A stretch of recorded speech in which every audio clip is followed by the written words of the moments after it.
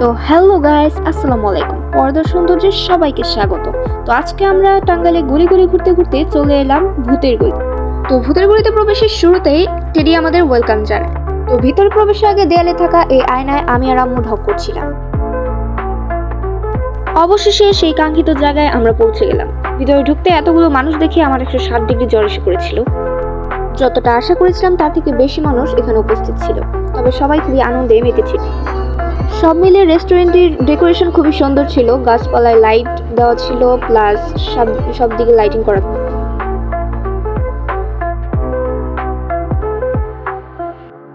আর সামনে ছিল বড় একটি টিভি।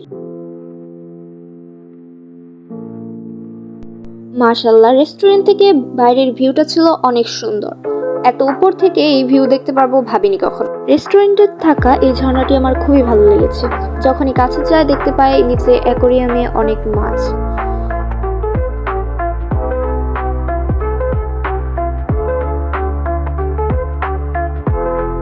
রেস্টুরেন্টে থাকা এই পানির ফোয়ারাটিও ছিল খুবই মনোমুগ্ধকর। আপনারা জানেন মেয়েরা হয় ঢুঙ্গি, তো আমিও এখানে একটু ঢং করে নিলাম।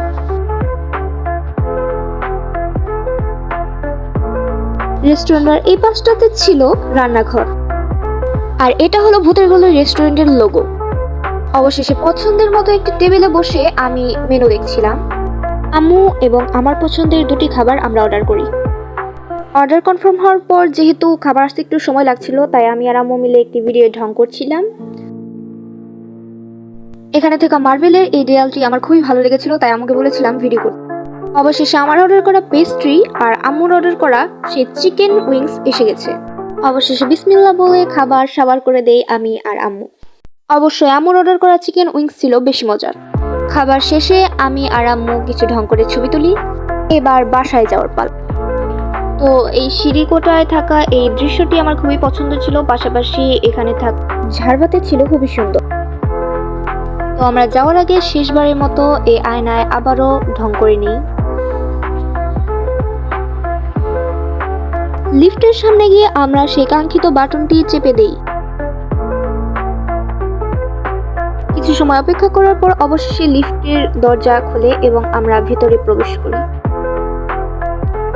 আর এই যে এটা হচ্ছে আমি আর আম্মু। তো এটাই ছিল আমার আর আমার আম্মুর ভূতের গলির আজকের জার্নি। তো সবাইকে আসসালামু আলাইকুম।